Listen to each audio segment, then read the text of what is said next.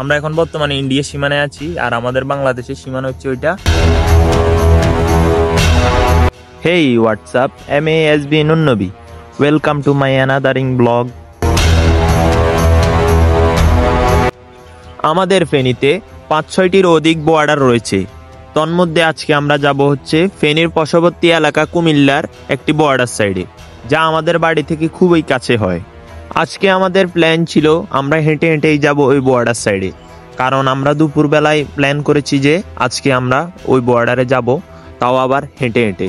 প্রথমেই আমরা বাড়ি থেকে বের হয়ে মোহাম্মদ আলী বাজার চলে আসি। ওইখান থেকে হেঁটে হেঁটে আমরা 5 মিনিট হাঁটার পর এই রাস্তাটা আসে। আপনি চাইলে এখান দিয়েও যেতে পারেন অথবা এই রাস্তা দিয়েও যেতে পারেন, কারণ আমরা সহজ রাস্তায় বেছে নিয়েছি। ওই রাস্তা ধরে আপনি প্রায় আধা ঘন্টার মতো হাঁটতে থাকবেন। হাঁটতে হাঁটতে এক পর্যায়ে একটি মসজিদ আসবে। ওই মসজিদের পাশ দিয়ে একটি মেন রাস্তায় অতিক্রম করেই আপনি চলে যেতে পারবেন বর্ডারের রাস্তায়। এই রাস্তা ধরে প্রায় আরও 15 মিনিটের মতো হাঁটতে। আপনি যদি আমাদের মতো হেঁটে হেঁটে না যেতে চান, তাহলে মোহাম্মদ আলী বাজার থেকে একটা অটো নিয়ে সোজা চলে আসবেন বর্ডার সাইডে। ওইখান থেকে আপনার ভাড়া নিবে 30 থেকে 20 টাকা পর্যন্ত।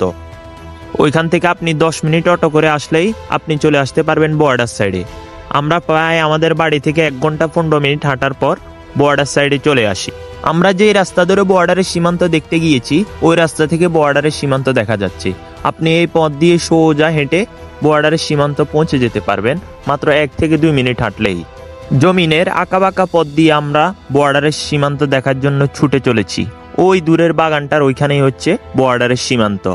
বাগানের এই পাশ হচ্ছে বাংলাদেশ, আর ওই পাশ হচ্ছে ইন্ডিয়া সীমানা। চলেন আমরা কাছ থেকে গিয়ে দেখে আসি। হাঁটতে হাঁটতে আমরা এক পর্যায়ে বর্ডারের সীমান্তর কাছেই পৌঁছে গিয়েছি। ওই যে দূরে দেখা যাচ্ছে বর্ডারের সীমান্তের লাল মাটিগুলো। এই লাল মাটিগুলো সচরাচর খুবই কম দেখা যায়। এগুলো বেশিরভাগ সময় দেখা যায় হচ্ছে বর্ডারের উপকূলীয় অঞ্চলগুলোতে। এইসব বর্ডারের অঞ্চলগুলোতে আমি ছোটবেলায়ও অনেকবার গিয়েছি। ওই সময় আমরা যখন যেতাম, ওইখান থেকে লাল মাটিগুলো নিয়ে আসতাম, কারণ আমরা লোক মুখে শুনেছি যে ওই লাল মাটিগুলো দিয়ে নাকি বিভিন্ন ধরনের মাটির পাত্র বানানো হয়। আর হ্যাঁ, আপনি যদি ওইসব বর্ডার অঞ্চলে যান, অবশ্যই অবশ্যই ওইখানে স্থানীয় কোনো ব্যক্তিকে সাথে করে নিয়ে যাবেন, কারণ ওইখানকার কালচার ওরা খুবই ভালো করে জানে। এই সীমানার ও পারে গেলে কি হবে এবং এপার থেকে দেখলে কি হবে। আমাদের এই ওয়াকিং ট্যুরের সবচেয়ে বড় ভুল হচ্ছে আমরা ওইখানকার স্থানীয় কোনো কাউকে নিয়ে যাইনি। এই জন্যই আমাদেরকে পরবর্তীতে বিজিবিদের মুখোমুখি হতে হয়েছে। আপনারা অবশ্যই গেলে ওইখানকার স্থানীয় কোনো ব্যক্তিকে সাথে করে নিয়ে যাবেন। এই জায়গার সঠিক লোকেশন হচ্ছে মোহাম্মদ আলী বাজার থেকে 30 টাকার ভাড়া। আপনাকে জেরকাছাট বর্ডার সীমানা বললেই আপনাকে নামিয়ে দেবে। আমাদের দীর্ঘ 1.5-2 ঘন্টা হাঁটা বৃথা যায়নি, কারণ যেই পরিমাণে সুন্দর জায়গা, আমরা যতটুকু ভেবেছি তার থেকেও বেশি সুন্দর। আর একটু যাই, কিন্তু বর্ডারের কারণে যাইতে পারতেছি না। সামনেই ইন্ডিয়া আর এটা বাংলাদেশ। আমরা এখন বর্তমানে ইন্ডিয়া সীমানায় আছি, আর আমাদের বাংলাদেশের সীমানা হচ্ছে ওইটা। এই সীমানা দিয়ে আছে।